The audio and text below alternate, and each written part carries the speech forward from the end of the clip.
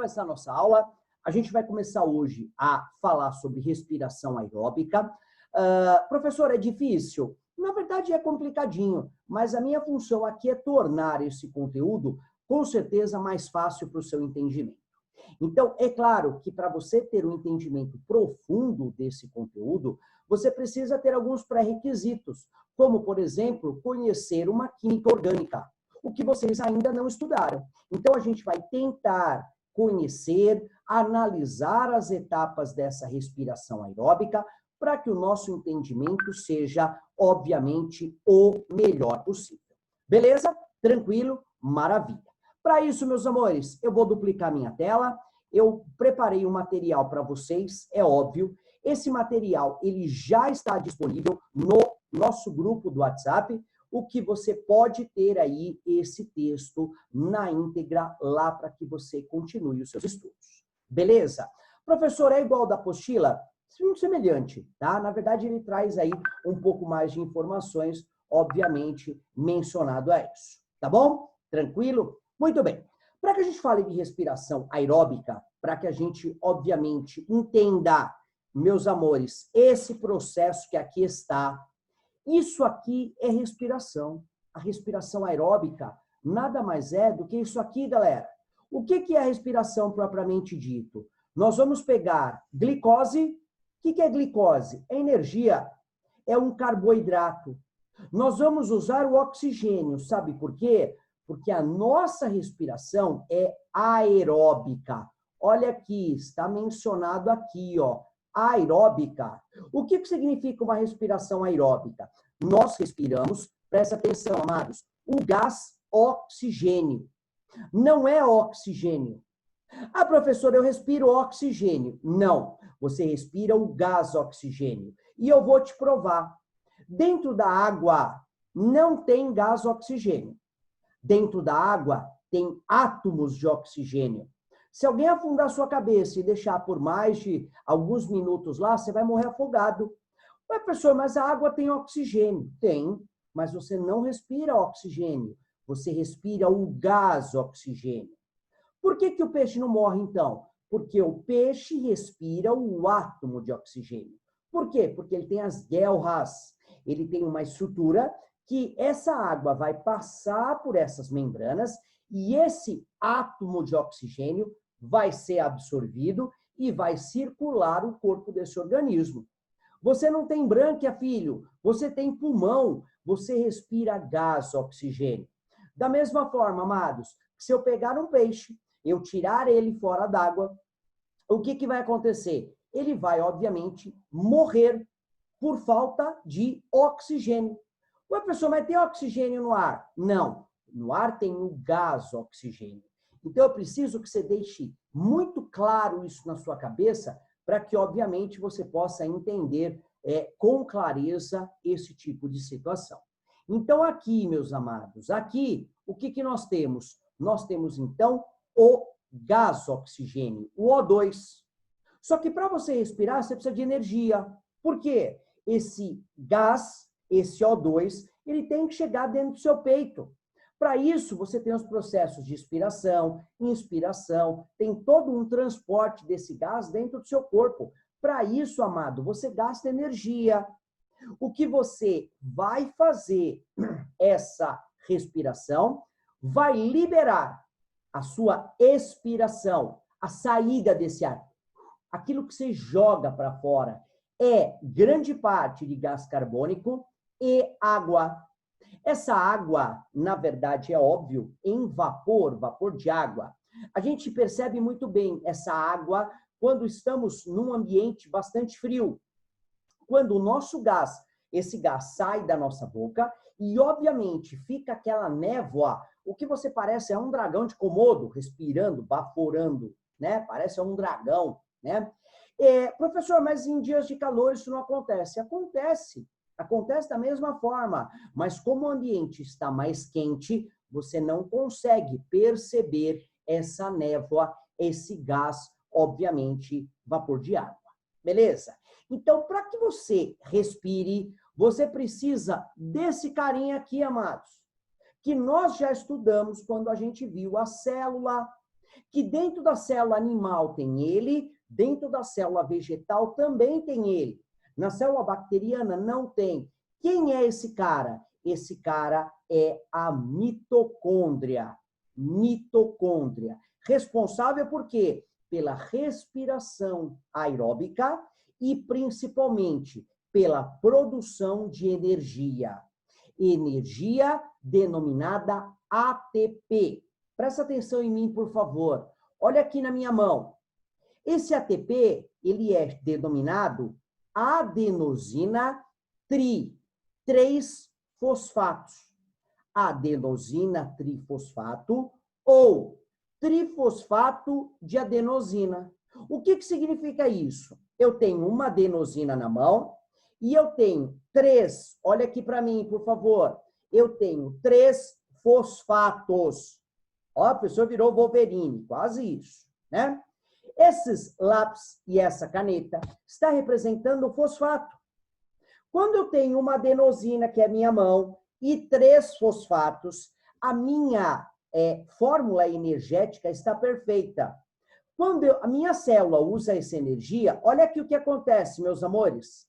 Ele perde, ele consome um fosfato. Então, agora não tem mais 3 fosfatos.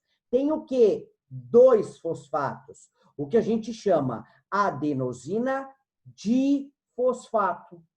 E aí, na respiração, nós colocamos de novo esse fosfato, o que a gente torna essa célula, esse composto energético novamente. Então, é isso, obviamente, que a respiração faz. Ela, obviamente, promove, ela produz energia, ela produz ATP. E é esse ATP que o nosso corpo vai utilizar. Então, a gente tem um pouco aí de histórico dessa mitocôndria, que foi descoberto em meados do século XIX. É claro, por quê? Porque em 1665 foi descoberto o microscópio. Então, com esse microscópio, eu consigo olhar, obviamente, essa mitocôndria, né? Principalmente numa área que a gente chama de citologia, que é o estudo das células, né? Essa mitocôndria, então, ela vai ser responsável para essa finalidade. São pequenos orgânulos presentes em células, eucariontes. O que era uma célula eucarionte mesmo, meus amados? É que apresenta aquela membrana nuclear, lembra? Deixando o núcleo contido, arrumadinho, compacto, diferente a bactéria, que era um organismo procarionte, sem essa membrana. Então, o núcleo ficava lá disperso nesse citoplasma, né? Relacionada com os processos, olha aqui, energéticos. Essa mitocôndria produz energia. São visíveis apenas no microscópio óptico, do óptico para frente. Então, no microscópio óptico, aquele descoberto por Robert Hooke já dá para ver ele, né? Entretanto, foi somente com o microscópio eletrônico, com a descoberta do microscópio eletrônico, que a gente conseguiu analisar as estruturas internas. Porque uma coisa é você olhar externamente, outra coisa é você olhar internamente, certo? E aí, mencionado essa situação, chegou-se, claro, a essa constituição.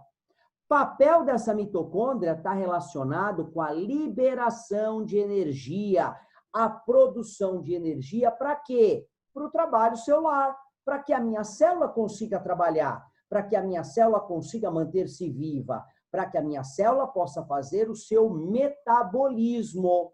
Pois bem, são moléculas, apresentam aí moléculas de açúcar, por exemplo, que liberam essa energia, que oxidam, liberam essa energia.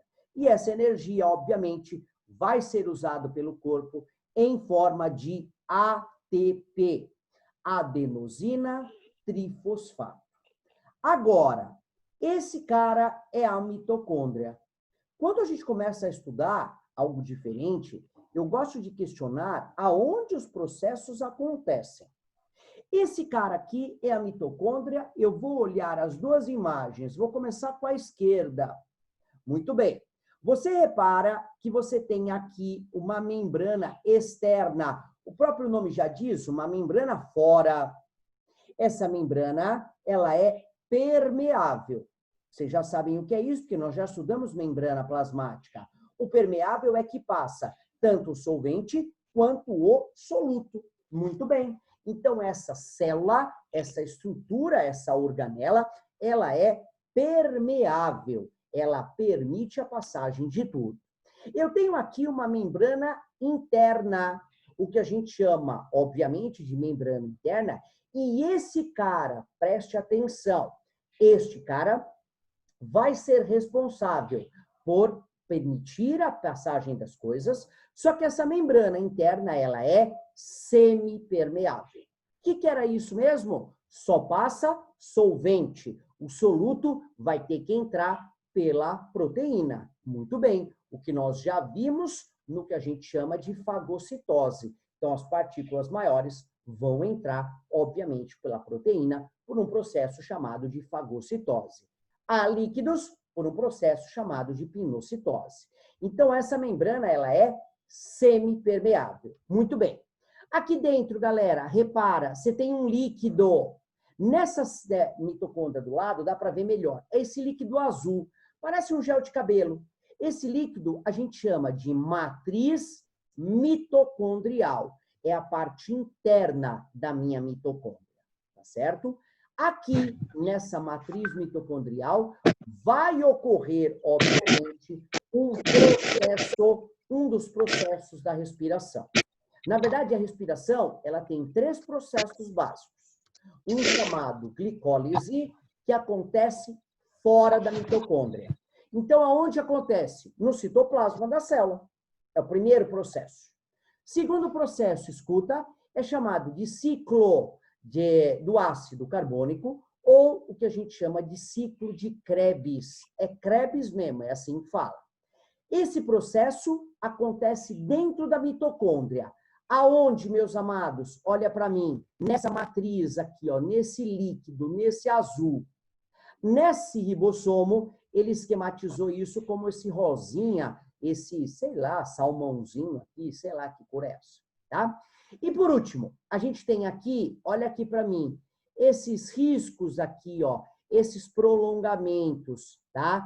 Que é chamado de crista ou crista mitocondrial. Aqui vai acontecer o terceiro processo respiratório, chamado cadeias respiratórias. Então, o que é que eu quero que você memorize? O que eu quero que você guarde? O processo de respiração tem 3 processos. O primeiro deles, amados, é chamado de glicólise. Essa glicólise acontece fora da mitocôndria. Então, vai acontecer aonde? No citoplasma da célula, fora, na região externa dessa mitocôndria, no citoplasma. Muito bem.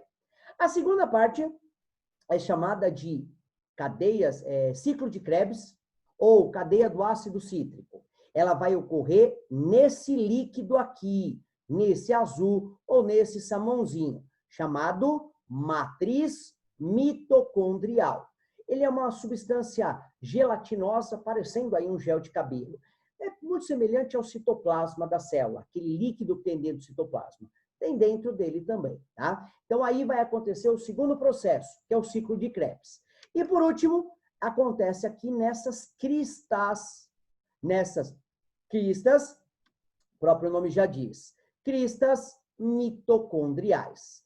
Cristas mitocondriais, tá? Então, obviamente, existe aqui nessa região. Tanto tem aqui, quanto tem na outra mitocôndria, a organela é a mesma. Lembrando, ela tem uma membrana externa, chamada membrana permeável, passa o solvente, passa o soluto. Eu tenho uma membrana interna semipermeável, passando apenas o solvente, a água e os sais minerais. Eu tenho aqui dentro uma matriz mitocondrial, um líquido, e eu tenho aqui essas projeções, que eu vou chamar, obviamente, de crista mitocondrial. Nós temos mais 2 coisas.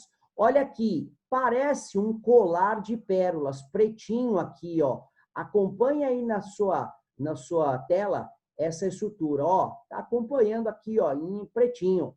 Isso aqui é chamado de DNA. Então, o DNA circular ou apenas DNA, tá? E tem mais uma coisa. Repara que aqui tem umas bolinhas. Professor, tem essas bolinhas fora da célula? Tem. Professor, tem essas bolinhas no retículo endoplasmático rugoso? Tem também. Como é que chama essa bolinha? Chama-se ribossomo. Então, ribossomo é o nome dessa organela. Bom, professor, mas que coisa doida. Dentro da mitocôndria tem ribossomo também? Também tem. Qual que era a finalidade desse ribossomo? Síntese, fabricação de proteína. Então, essa era a finalidade aí dessa estrutura. Beleza? Bom, aqui nessa outra mitocôndria, eu tenho em cinza, em marronzinho aqui, a membrana externa. Em vermelho, ó, essa imagem está mais bonitinha. Em vermelho, eu tenho a membrana interna. Aqui dentro, em azul, a matriz mitocondrial. Essas projeções em amarelo aqui, ó, são as cristas mitocondriais. Eu tenho DNA, ó, ele é redondinho, igual esse aqui, ó.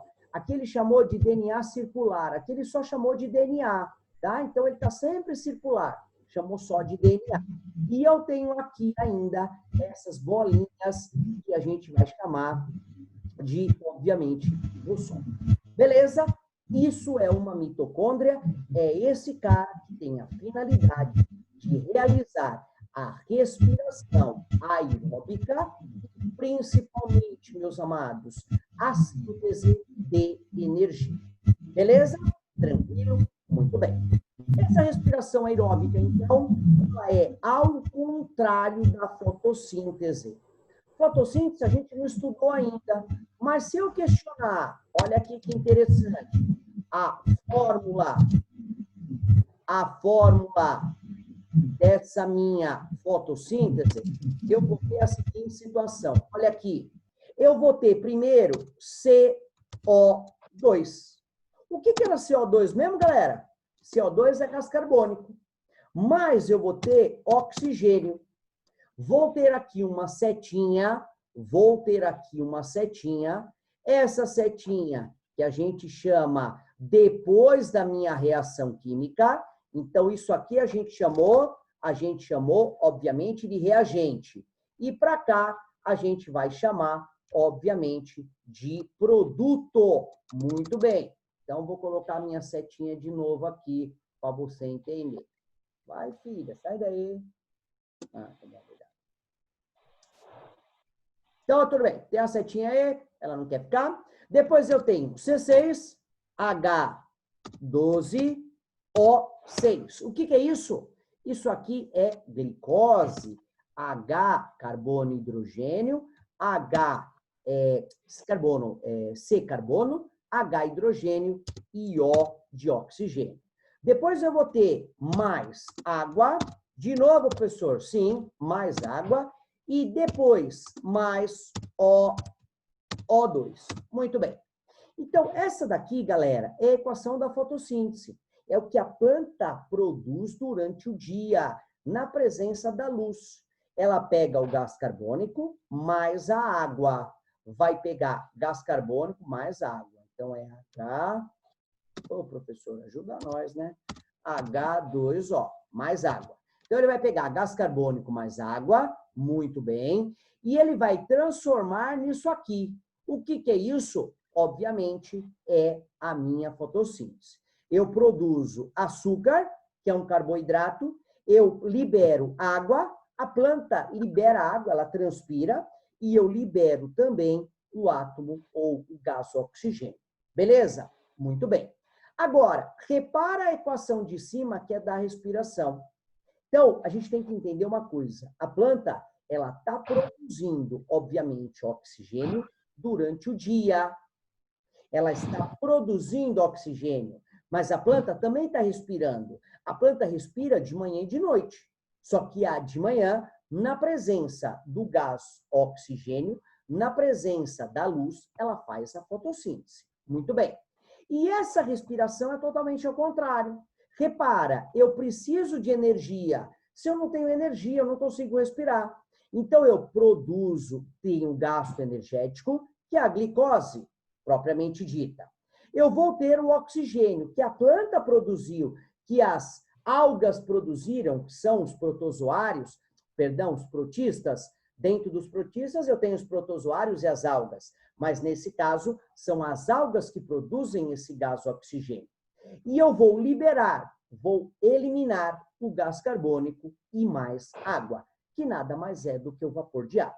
Então, essa daqui, meus amados, é a equação balanceada da minha respiração aeróbica. Por que balanceada, galera? Vocês já devem ter visto isso em química. Na verdade, os compostos não aparecem do nada. Na natureza, existe uma frase que a gente diz: na natureza, nada se perde nem se ganha. Tudo se transforma. Por exemplo, a mesma quantidade de carbono que eu tenho aqui, eu tenho que ter aqui atrás. Vamos ver? Vamos olhar? Eu tenho C6. Quantos carbonos eu tenho? Eu tenho 6. Carbono, aqui, depois do carbono, tenho 1. A gente multiplica com o número da frente. 1 vezes 6 deu 6. Tenho 6 carbonos aqui, tenho 6 carbonos. Quantos H eu tenho aqui? Eu tenho 12. Vamos ver aqui? 6 vezes 2 são 12 Hs. A mesma quantidade de hidrogênio. Antes, como reagente, é a mesma como produto. E o oxigênio, eu tenho 6 aqui, com mais 12 aqui. Então, eu tenho 18. Bora fazer a conta? 6 vezes 2, 12. 6 vezes 1, 6. 12 com 6 dá 18. Então, significa que essa é a equação balanceada da minha respiração aeróbica. Beleza? Agora, galera, presta atenção. Na verdade, faltam aí alguns minutinhos para terminar a nossa aula. O que eu quero que vocês façam para segunda-feira? Então, segunda-feira, a gente vai ver as etapas propriamente ditas. Primeira delas, olha aqui a glicólise. Essa é a glicólise. Essa glicólise é a primeira etapa da nossa respiração. Esse cara acontece no citoplasma, lembra? Fora da mitocôndria. E aí, ele acontece assim. Ele começa na glicose, perde um ATP, forma tal. O que eu quero que vocês memorizem, que vocês estudem? Aonde ele começa e aonde ele termina. Aonde ele começa e aonde ele termina. Segunda etapa da respiração aeróbica é o ciclo de Krebs ou o ciclo do ácido cítrico. Na verdade, esse ou esse é a mesma coisa. Eu quero saber aonde ele começa e aonde ele termina. E por último, são as cadeias respiratórias. Essas cadeias respiratórias nada mais é do que a produção de ATP. E por último, a gente vai chegar nesse saldo energético. Então, para a semana que vem, eu quero que vocês estudem o meu resumo. Leiam isso aqui, interprete esse desenho. Calma que na próxima aula, segunda-feira, eu vou ensinar vocês. A gente vai analisar esse esquema. Quero que você leia o ciclo de Krebs, leia a parte teórica, veja onde ele começa e onde ele termina. Esse cara é igual a esse, tá? Só muda o layout. A quantidade de elementos e a função é a mesma. Quero que você entenda o que acontece nas cadeias respiratórias, que eu já vou te dizer, é a maior produção de ATP, de energia. E quero que você analise esse esquema, que é o saldo energético. Qual é o saldo energético da glicose? Da glicólise está aqui. Qual é o saldo energético do ácido cítrico? Está aqui. E qual é a saldo energético das cadeias respiratórias? Estão aqui. Então, é isso que eu vou pedir para vocês estudarem para semana que vem, segunda-feira, nas 2 aulas, a gente finalizar esse conteúdo. Vimos hoje o que é a mitocôndria, vimos hoje as características da respiração e as etapas propriamente dito, a gente vai ver na segunda-feira, finalizando então esse conteúdo. Beleza, galera? Tranquilo? Ciente agora o que é de lição de casa, certo? Então, dá uma lida, dá uma analisada, para segunda-feira a gente fechar esse conteúdo. Beleza, amados? Tranquilo? Beleza. Pessoal, fiquem com Deus. Maravilhoso final de tarde aí, início de tarde, né? Começo de noite. e, obviamente, um maravilhoso final de semana. Não esqueçam de estudar para segunda-feira, nas nossas 2 aulas, a gente finalizar esse conteúdo. Beleza? Beijo, amores. Fiquem em paz.